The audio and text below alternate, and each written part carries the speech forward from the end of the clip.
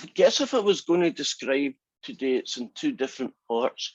The first part we're going to deal with are called type 1 and type 2 errors. And they are the errors that you can get when you do a hypothesis test. Since nothing is perfect in statistics, you're never 100% sure of anything. You will sometimes make the wrong decision when you do an alternate hypothesis test. There are two kinds of errors, I said, type 1 and type 2. And they're kind of very formal. It's a bit like a lawyer got involved in this. So I've basically took what the book said and maybe tried to turn it into something a little bit more English. But even my attempt at doing that, it still has a kind of the party of the first part and the party of the second party kind of feel to it. So don't be too surprised if that's kind of how your brain sees what we're doing here. So there are two mistakes you can make when you do a hypothesis test. Two errors, as we would call them. They're called type 1 and type 2. Type 1 error will occur if the null hypothesis is actually true, right? H naught was true. The percentage of people who like smoking is still 22%, right? Whatever it might be. It's still true. But you collect data and you make a decision and you reject the null hypothesis and you say that the alternate is true. Type 1 error. So that's like me, make up a story. Let's suppose that the percentage of people 10 years ago who liked smoking was 22%. And I set up a hypothesis test where I think that that has changed, right? It's got less. And I collect a sample of 1,000 people and I do all the analysis. And at the end, I make the decision that there was enough evidence there to reject the null hypothesis and state that the alternate is true. In other words, I'm saying, based on my data, the percentage of people who like to smoke has actually got less than it was 10 years ago. But the real truth is, it's exactly the same number as it was 10 years ago. That is a mistake. That's an error, right? I've made the conclusion that wasn't true, called a type 1. Your p-value is the number that measures your type 1 error. So when you're thinking about why do we calculate this thing called the p-value? Well, we calculate it because we want to know how big that error is. And if that error is too big, we're not going to reject the null at all. We're going to leave it alone. Now, type 2 error, right? The other mistake that you can make. Well, this will occur when the alternate hypothesis is actually true. So let's say 10 years ago, 40% of Americans watched football regularly. And we believe that it has changed and it's now less people. And that's actually the truth. It is really less people. But we collect our sample and our sample doesn't give us any evidence. It's pretty much what you would have expected if you'd done it 10 years ago. And so we make the false conclusion that there's nothing to see here. And that's this, we make the decision that the null hypothesis cannot be rejected. And that is a type 2 error. So these are the guys that there's a couple of questions, I think 4 or 5, at the end of the first homework, where we deal with, here's a story. Is this a type 1 error you're looking at? It is a type 2. Now, connected to these, but they're not called type 1 and type 2 error, but they are used a lot in medicine, are these two terms.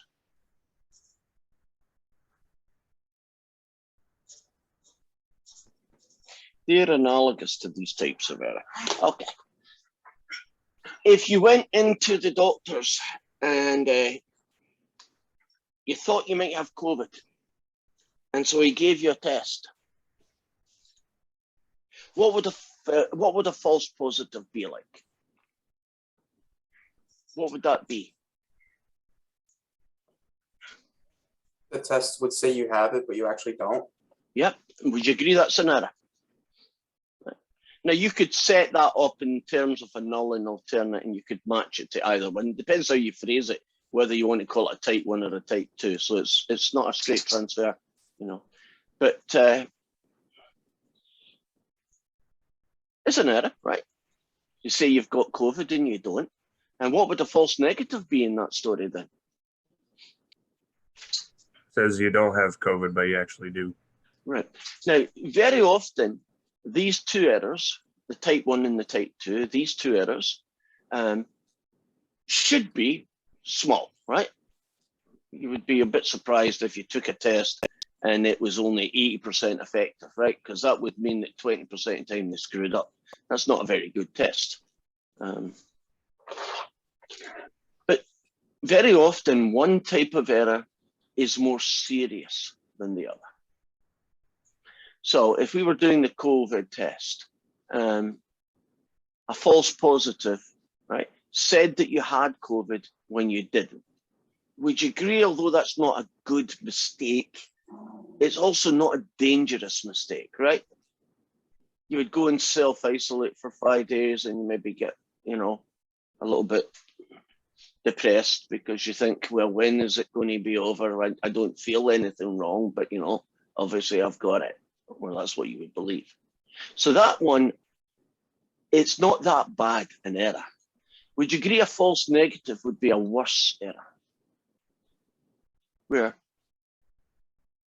Yeah, because, well, for starters, oh, well, I don't have COVID. I mean, I'll go and visit my granny, right? Or I'll, you know, hang about with a lot of my friends or do whatever it is I do. And then I could inadvertently, you know, give people COVID. Do another one. Suppose you you think you might have cancer, right? You think you might have skin cancer. And a false positive would be they took a little biopsy of your mole and they said, yeah, it looks like this is cancer, right? But it wasn't. That would freak you out, but you would never die from a false positive, agreed? You just don't have cancer. You just think you've got cancer. Wouldn't a false negative could kill you? I don't. Yeah, oh great. I thought that mole was cancer. I'm not bothered about it. You know, and you wait a year. And maybe a year is a year too long. They haven't collected data, it's not directly on this, but one of the unintended consequences, I believe, and that's just my own opinion, is that COVID has killed or will kill in the future a lot more people than just directly. And it's going to be because a lot of people have not been doing their usual colonoscopies and full body checks and, you know, checking for cancer and breast cancer and all the other 101 things that will kill you because of COVID has disrupted the testing system, right? There are a lot of times where people just wouldn't do it themselves. I don't feel comfortable, it's too many people, you know. And so there's going to be an increase in people who will have cancer detected later than they probably would have if nothing had happened in the last 2 years. And that's my prediction. So there's going to be an uptick in cancer deaths because of that. Now, that'll take 2 or 3 years to happen because that's the way things are. So that is an unintended consequence of doing what they have been doing. Just kind of sad. Give you a very simple family story because I'm in that mood. My sister, the one above me, Mary, she needs 2 hips replaced and 2 knees replaced. And she's only now just getting to see a consultant. Now, if they'd done it 2 years ago, she might only have needed 2 hips replaced. Because, you know, your body compensates when one thing packs in, it puts strain on the other things. So she's not going to die of it, but an unintended consequence. Right, so try and keep these guys type 1, type 2. And let's go and look at these questions in the homework.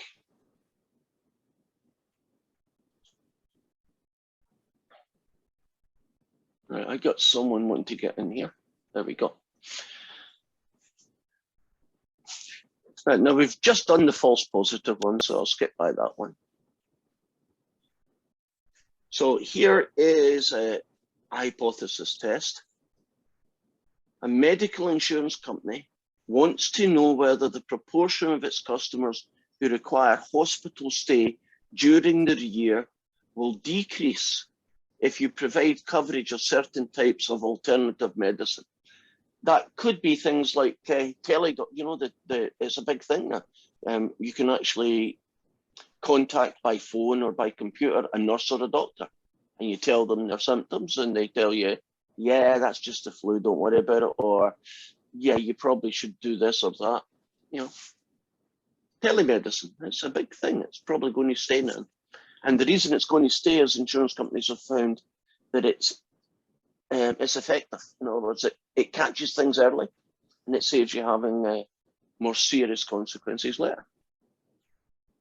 Now, the company conducts a 1-year study in which it is given insurance company for these alternative medicines. Now, it could be homeopathic medicine, who knows, right? But they did it, and they did it with a huge sample of 5,000.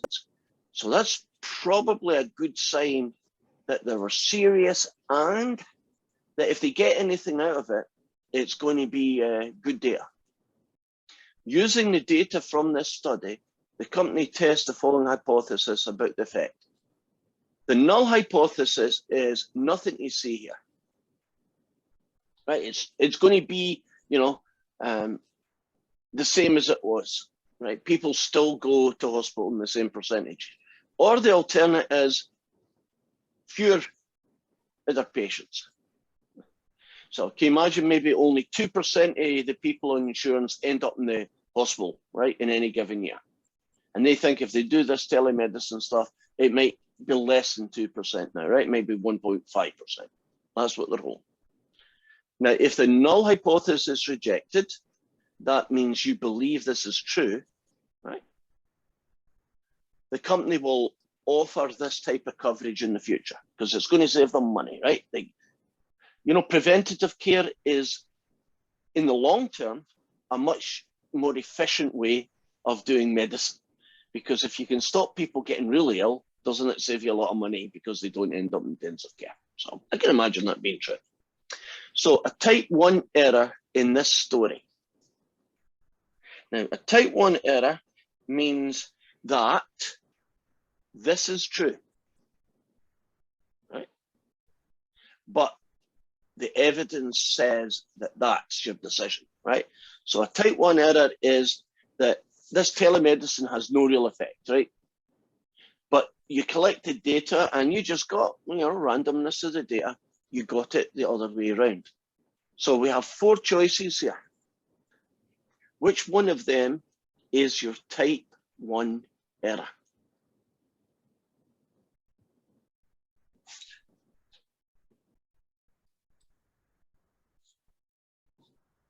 First one.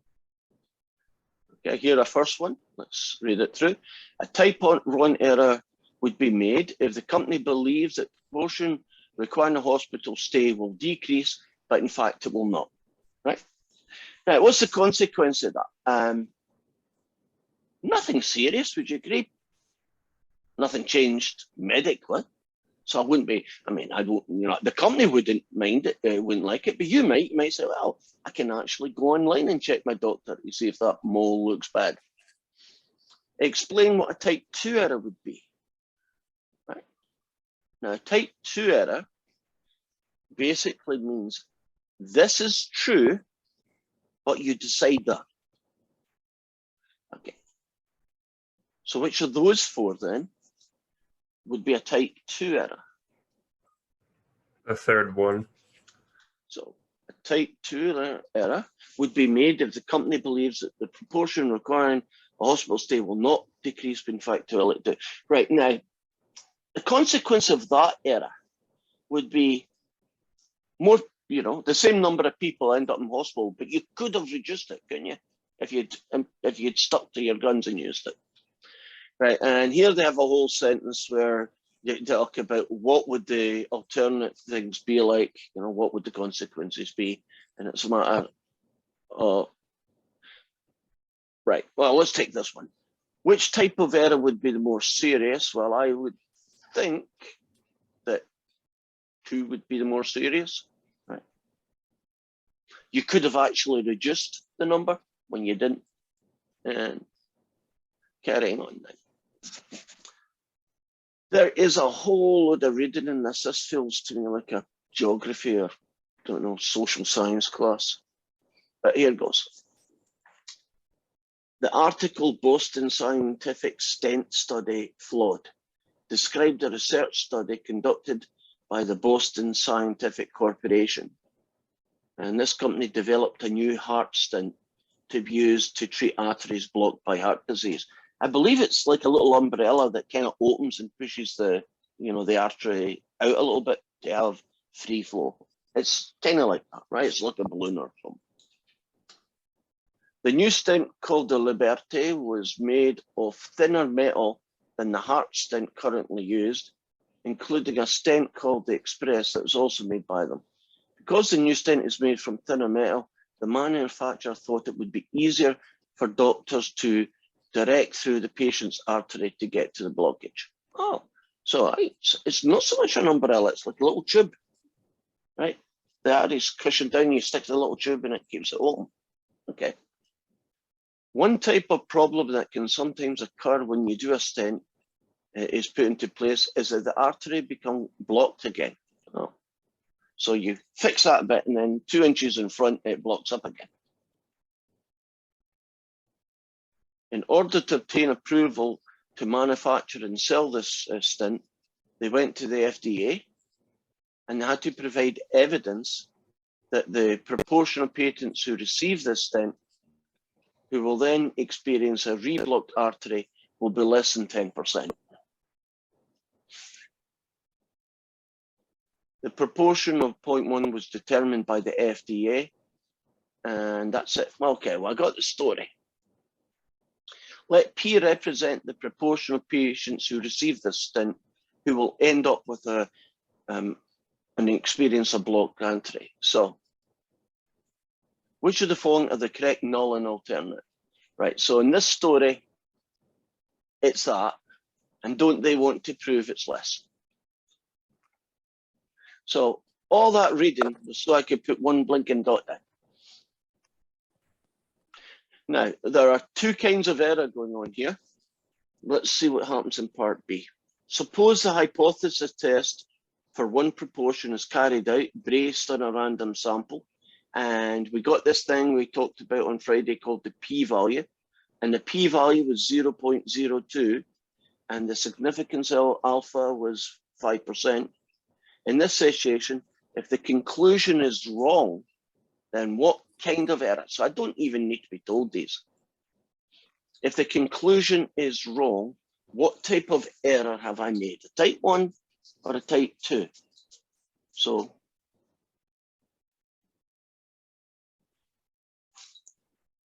we proved that it's less than 10%, when in fact it wasn't. That's essentially the decision. So if you go and you say that, you are looking at a type 1 error. And then you can talk about which of these are bad. It's pretty bad if you do something medical that isn't true. If you say, oh, this pill actually will reduce something, when in fact it doesn't, that's bad news, right?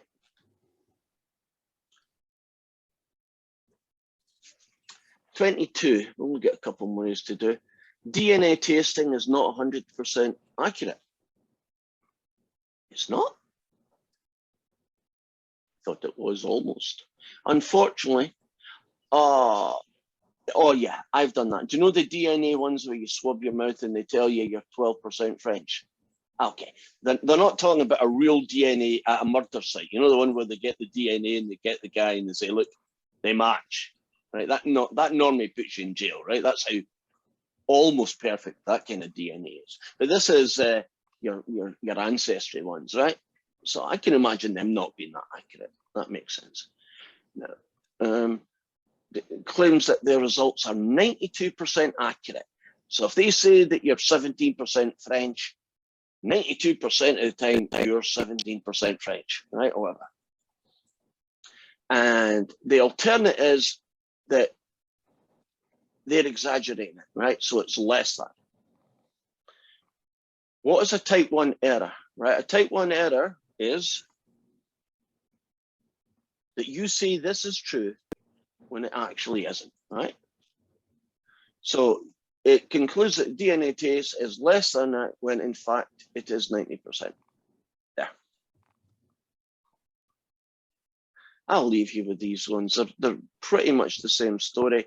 I'll finish with 24 then. How do you know if a politician's lying? They speak. Yeah, his mouth's moving. That's the one. Just came to me. Right, the last question in this section then. A politician is trying to decide whether to vote for a new tax bill that is called for substantial reforms.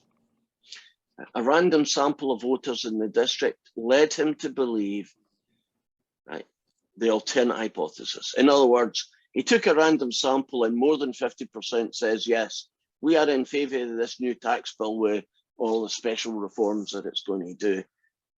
Pretty big bill if it actually passes. As a consequence, then, he decides to vote. A lot of politicians don't necessarily believe in what they vote for. You know that? In my opinion, anyway. They are very likely, in many situations at least, to vote for the majority of what the people who put them in are in favor of, right? So if 90% of them are in favor of abortion, don't be surprised if that particular politician is in favor of abortion, right? That's the way these things work. Or if 80% are in favor of the Second Amendment, don't be surprised if he's in favor of the Second Amendment. Right, here we go. What error type occurs if the politician believes that more than half? Well, that's a type 1 error. What type of error if the politician believes that it's not when it should be? That's a type 2 error. Which one of these is the worst one? I would say it's a type 1, but you can read through the descriptions yourself. And that is the end of that section. And we finished with this idea of a type 1 and a type 2 error.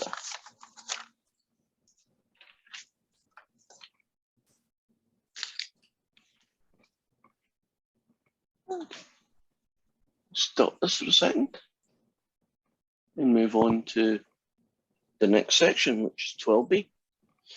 So there's 3 sections to 12. The one we just finished was the intro. Basically just getting you used to the terminology that we used and a little bit about type 1 and type 2 error.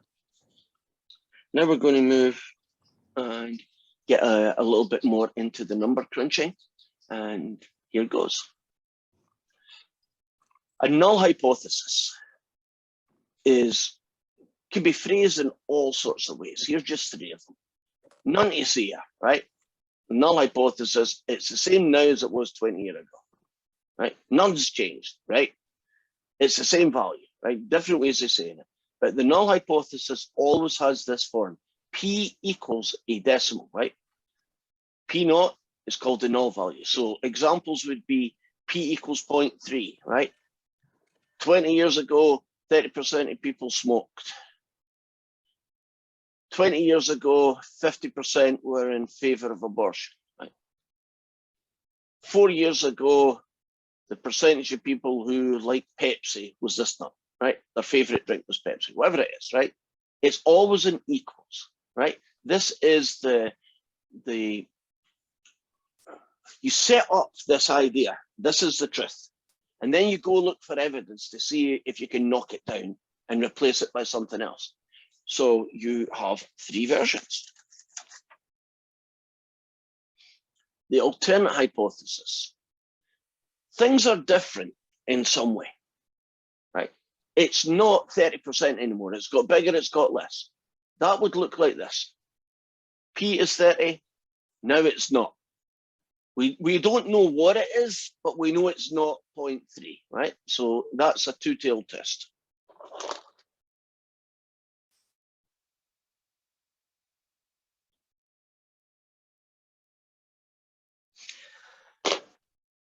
Ten years ago, it was 50%. We think it's got bigger, right? Used to be 50, we think it's now more. I would call that a right-tailed test, but in this textbook, it's called a one-tailed test.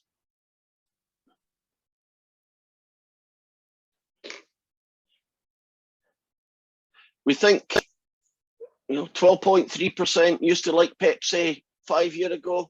We think it's gone down, right? It's not as popular anymore, right? This is also called a one-tailed test. I would call that a left-tailed test.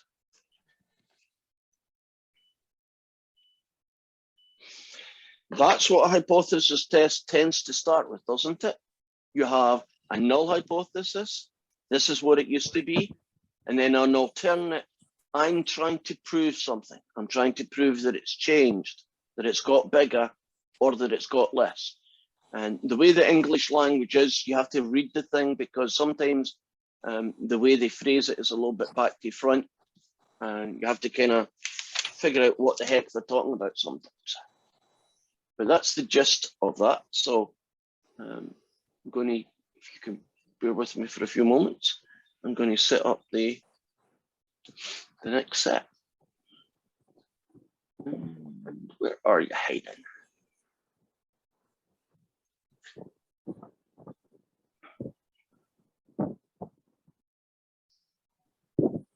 Okay.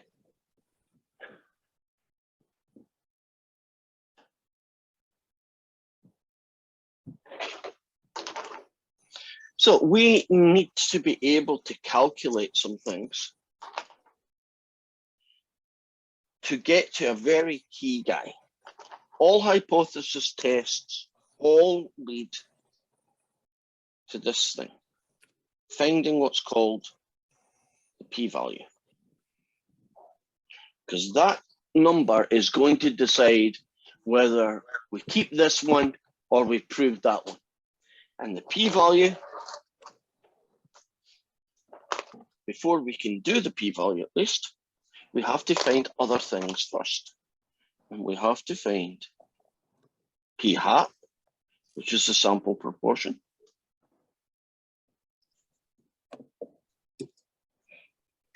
We then have to find, once we know that, the standard error, but the standard error uses this fella here. So it's p naught, 1 take a p naught over n. If you can remember Friday, we're returning to Friday, right?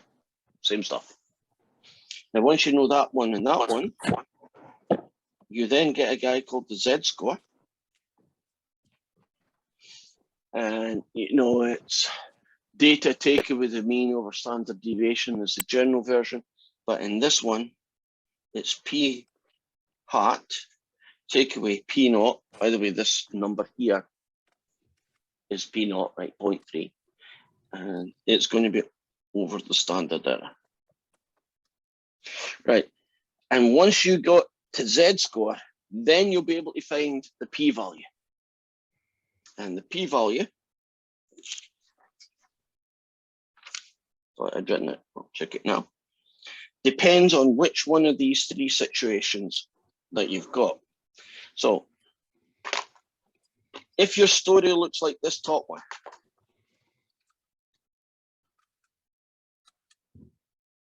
right, so your null hypothesis is that it's equal to, say, that guy, and the alternate is that it's not equal to that guy, then your p-value will be the probability that you get a z-score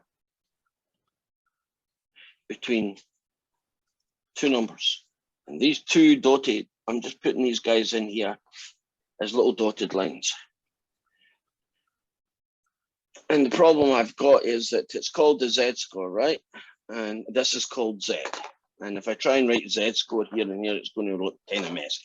So can you imagine these two things are whatever that number is, right? So if that number's 1.7 minus 1.7 plus 1.7, right? Now, if you had the second situation where the alternate was P is greater than 0.5, then P value is going to be the probability that Z is bigger than ... So ... is this number up here, right? And then the last possibility is going to be this one, where P is that fella, and we're trying to prove that it's less than that fella. And in that last case, your P value is going to be the probability that you get Z score less than ... Now, to decide, am I looking for bigger than this number or less than that number? Now, that's essentially all we're going to be doing, or different from this number. If that's greater than, so will this be. If this is a less than, so will this be. And if this is a not equal to, you get a kind of number each side. So what I'm going to do is I'm going to try each one of these and show you what they look like. And we're going to do most of it by hand. But the bit at the end, finding the p-value, right, this probability, that will be done on solve. Okay. So, well, I'll do the best I can in the time we've got. Let's take example 1.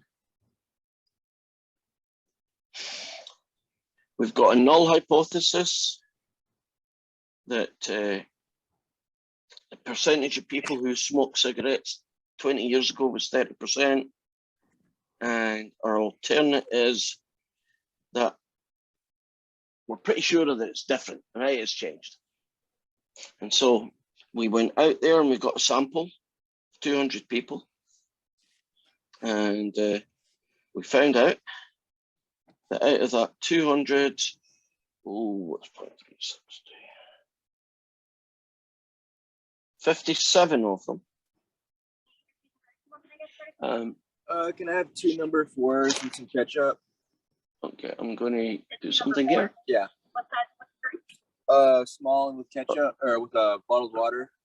It's nice to know he's getting his lunch. Yep. You have to be careful, guys, That's everything. that you are online, that you might not know it. So whoever got ketchup, you know that stuff's full of chemicals. Okay. So, oh, I've lost my place, which is easy for me. There we go. So we got a sample of 200, 57 out of 200. Let's figure out what that is, a decimal. And 57 divided by 200 is 0.285. Now I can tell, now that I've got my sample, right, I can tell that that thing is less, right? But I don't change my my decision based on that. I just say, I'm trying to prove it's different. That's okay, that's different. Now we should do a couple of checks here to make sure that I can actually do the hypothesis test. And we'll make the assumption that I've asked the question right and it's totally unbiased. The only test that's left is this one. Can anybody remember what numbers these two things have to be bigger than or equal to be okay to do any kind of test, including this one? 10. 10, it's a magic 10. It's basically, did 10 people say yes and did 10 people say no, right? Well, if 57 are still smoking, would you agree it's 143 said no? Totally safe, right? But we've done that. Right, so we got this guy. Standard error coming up. The standard error does not use that number. It uses this fella. He's called P naught. So it's going to be P naught, 1 take away P naught, all over n. In this case, it's going to be the square root of 0.3, 0.7 over 200. So put that in a calculator and see what I get. 0.3 times 0.7 divided by 200. And I get about 0.032. Okay. That's the standard error of the sampling distribution, if you want its whole title. So now we're into calculating the z-score. And it's p hat, take away p naught over the standard error.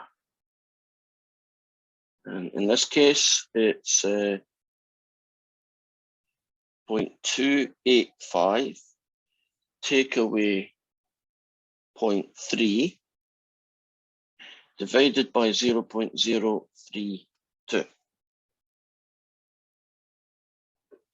On the calculator then, put a little bracket, 0.285, take away 0.3, and then divide it by 0.032.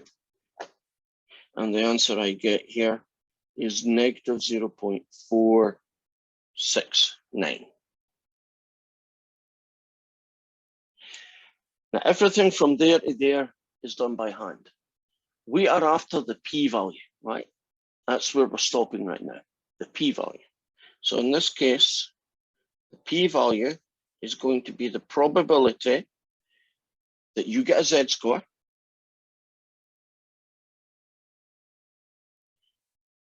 between negative 4.69 and positive 0.469. And that's where salt takes over. So I'm going to show you how we would get that in salt.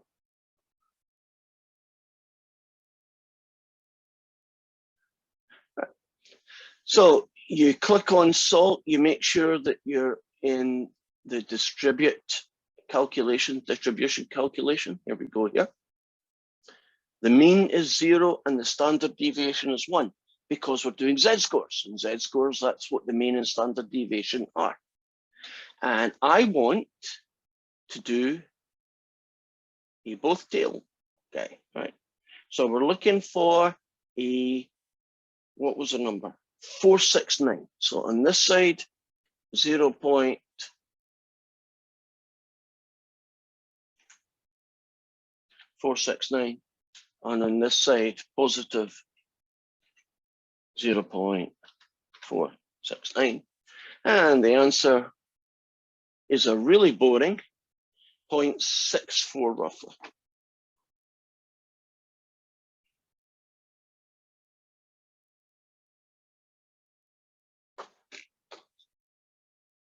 And let's just return here.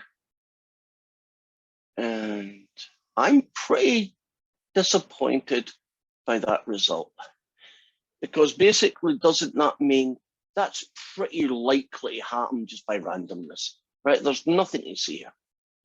So the p-value is 0.64, right? About 64% of the time you could get results just like that one. Okay, let's try the second one. Let's suppose this time I take a sample of 100 people.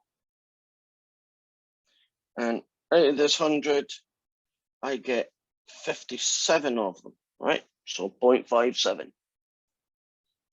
I've done my test, I'm allowed to do it. I'm going to calculate my standard error, which is going to be based on this fella. So it's P naught, 1 take away P naught over n. So it's going to be a 0.5 over 100, and that ends up being 0.05.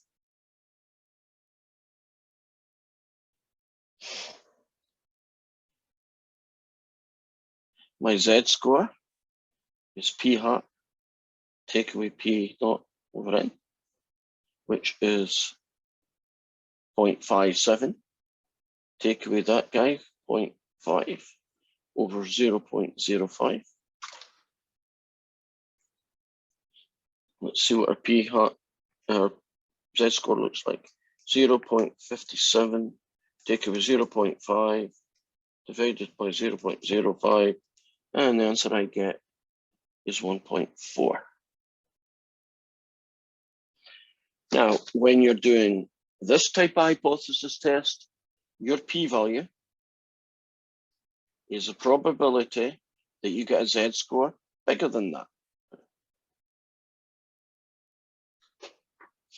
And I'll now nip over to salt, and we'll set that one up.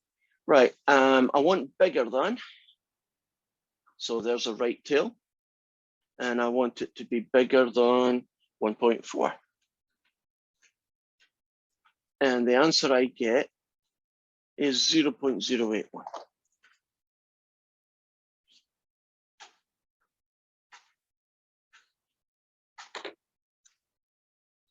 I'm happier with that one because in that particular situation, in fact, in all hypothesis tests, aren't you hoping to get small p-values? Because what that is telling me is that the data I collected, there's an 8% chance that I got it from randomness. Now, that's pretty small. And the smaller that is, the more likely that this is wrong and that is true. That's kind of the argument, right? So if that's really, really tiny, then how could that happen? It's so unlikely that that happened. It must be this is what happened. And that is essentially what the p-value is. One of its jobs is.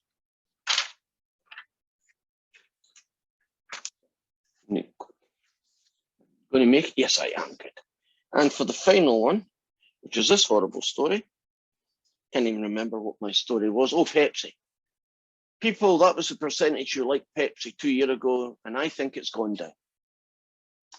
So I go and I collect a sample, and I end up getting the answer 0.10, right? So it used to be a 12 and a bit percent. My sample that I took is only 10%, and I took it with a sample of 300 people. And standard error then.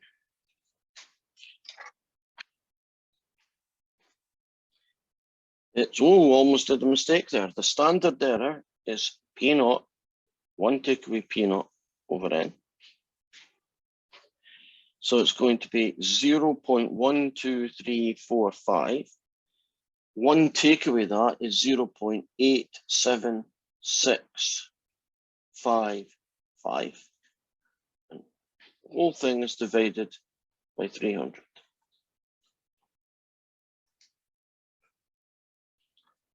Square root of 0.12345 times 0.87655 divided by 300, and I get 0.019. Right. These steps are the same no matter what the hypothesis test is. The changeover happens when we talk about how we're going to calculate, in fact, this one first, how we're going to calculate the p-value. So this step here is the same in every case. So what do I have? I have a 0.10 take away 0.12345, that guy, all over this one.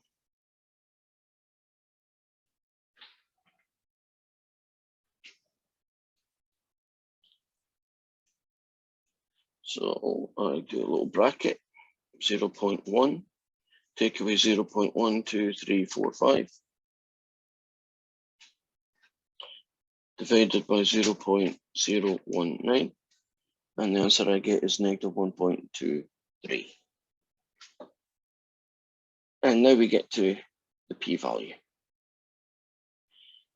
Well, it's the probability that you get a z-score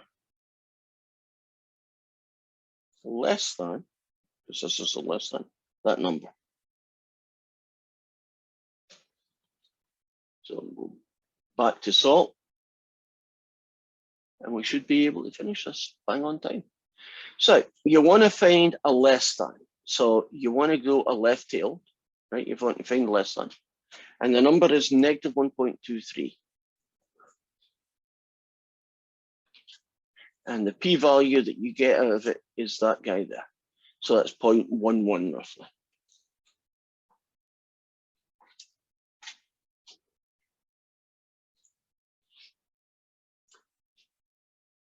Although I had to rush a little bit then, it's kind of a nice place.